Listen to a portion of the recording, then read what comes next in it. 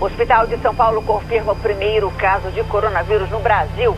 E na Europa, o avanço da doença. Aqui no estado, a Vigilância em Saúde passará a fazer exames somente em pacientes graves e internados. Rio Grande do Sul registra primeiro caso de morte do novo coronavírus. A primeira vítima era uma senhora de 91 anos. Faltam equipamentos para profissionais na área da saúde. Vai valer hoje, no Rio Grande do Sul, o decreto de calamidade pública. O governador Eduardo Leite determinou uma série de medidas que devem ser cumpridas em todos os municípios durante 15 dias. Demora entre a informação oficial, e o efetivo contágio. É por isso que hoje nós estamos decretando situação de calamidade pública no estado do Rio Grande do Sul.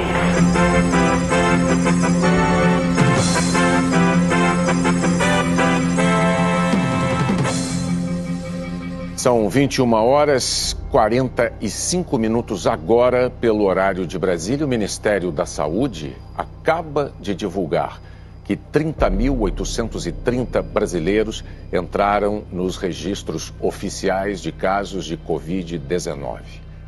Segundo o Ministério da Saúde, o Brasil tem agora um total de 645.771 infectados. Nas últimas 24 horas, o Ministério registrou 1.005 óbitos e, com isso, o contingente de brasileiros mortos chegou a 35.026, segundo o Ministério da Saúde do Governo do Brasil.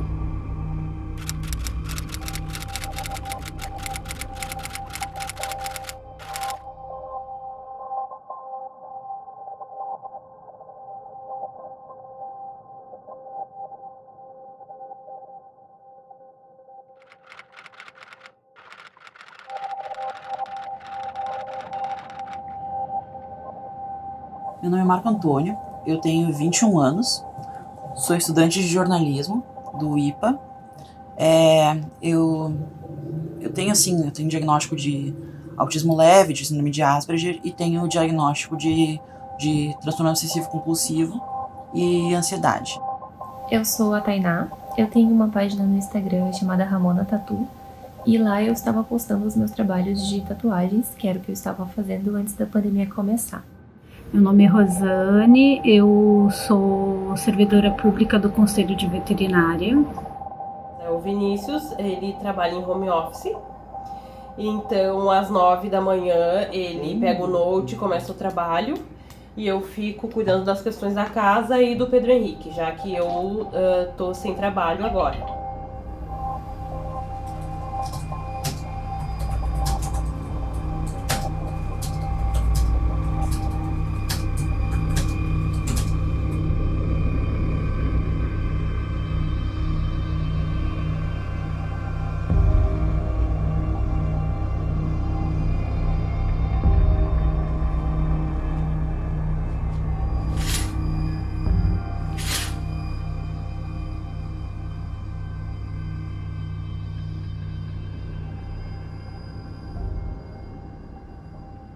Quando começou a quarentena, eu tava na faculdade, né, tava com meus amigos, tava tendo uma vida normal, assim, como todo adolescente. Tava escrevendo minhas colunas pro blog do André Machado, que eu escrevo sobre autismo, né.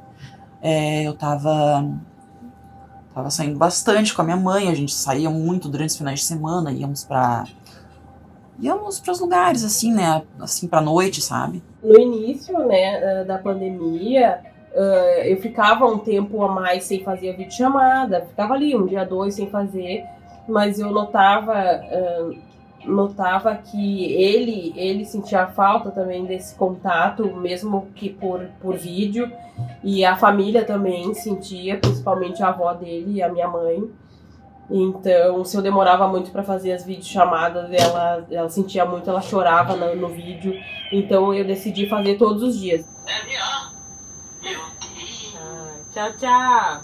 Em relação até a mim e o Pedrinho, a gente já é uma cultura já da minha família, a gente não é muito de fazer chamadas, a gente não é muito de se ligar todos os dias, a gente mais marca as coisas em alguma casa, né? Mais na casa da minha mãe, ou na casa da minha avó, então a gente não tá habituado a ligar muito um pro outro, a gente fica muito presente Então a gente ainda tem essa barreira ainda adicional que é vamos fazer uma chamada de vídeo. A gente está fazendo revezamento entre os funcionários, de preferência em dias alternados, por setores. Se tem 2 colegas no setor, um vai segundas, quartas e sextas, outros terças e quintas.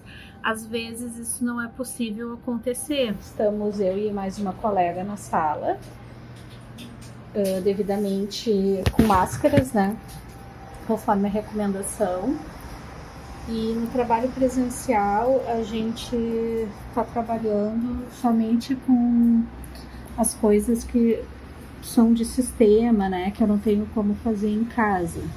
Essa pandemia acho que transformou todo mundo, e quem eu estava sendo antes e o que eu estava buscando acabou mudando conforme eu fui amadurecendo durante esse pequeno tempo que a gente teve desde março, quando a situação começou aqui no Brasil.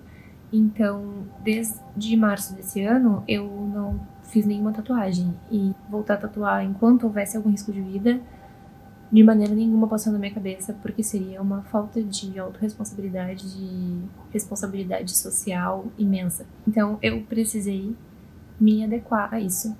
Por quê? Ano passado, em janeiro, eu recebi um convite muito legal trabalhar no estúdio Verani Tatu em Porto Alegre, e isso me encheu o coração, e com certeza eu aceitei, e lá tava eu, quando eu comecei a tatuar, 3 anos antes disso. Ele acompanhou o meu crescimento e me deu esse voto de confiança. A minha rotina também com a questão do tratamento psicológico, né, mudou bastante. Antes da quarentena eu tinha consultas todas as semanas com o meu psicólogo, e depois que isso começou, assim, o isolamento, eu tive que começar a ter consultas online. Pelo celular eu tive que lidar com estudar online, né. Foi uma coisa bem complicada, né, mas eu sinto que isso não me prejudicou assim tanto, sabe? Eu sempre fui muito consciente, assim, eu sempre fui muito responsável com relação aos estudos. Eu sempre sei o horário das aulas certinho. Eu nunca faltei uma aula online. Falta das relações sociais, a dificuldade do mercado de trabalho, né, que está muito mais fechado, muito mais complicado de tu entrar no mercado. A dificuldade da criação do nosso filho, né? Todas as questões que envolvem a criação dele, eu também me preocupo bastante. Então, eu acho que a dificuldade é geral, assim, em todos os aspectos da minha vida. Assim, é um desafio muito grande de vida passar por isso. Até entender o momento que a gente vive, né? Pelas cobranças tanto da parte nossa interna quanto a externa, né? Então a demanda diária é muito grande.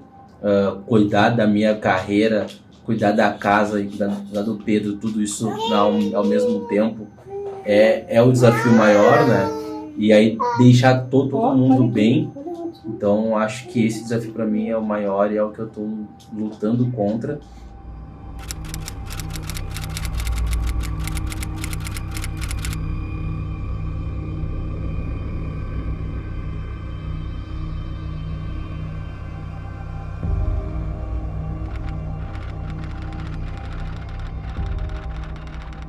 A saúde mental da família está um pouco abalada, como a saúde de todo mundo, acredito, né?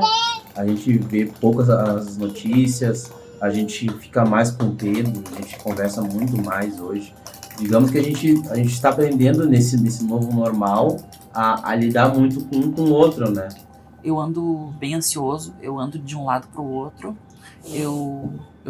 Às vezes eu me sinto ansioso e não sei porquê, né?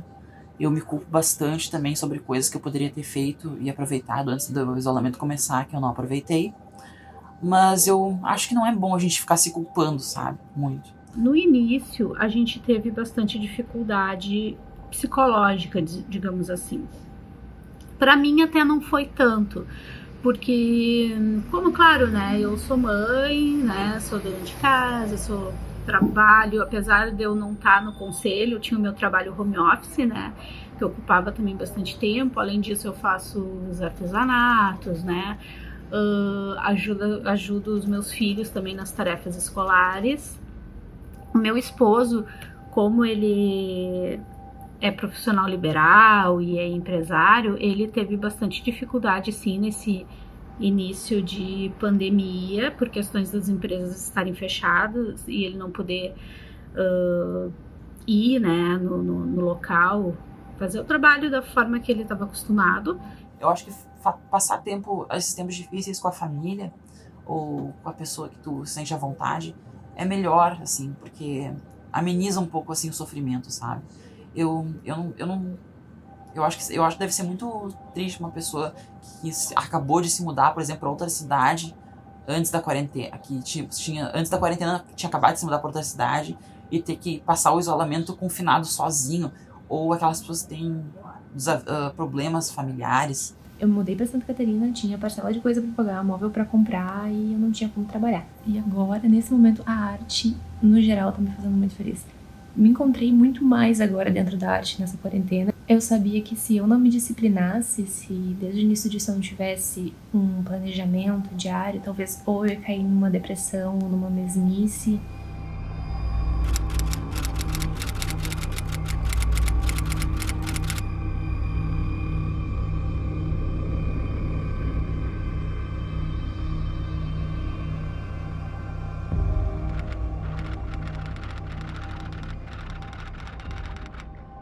Esse isolamento não vai acabar tão cedo.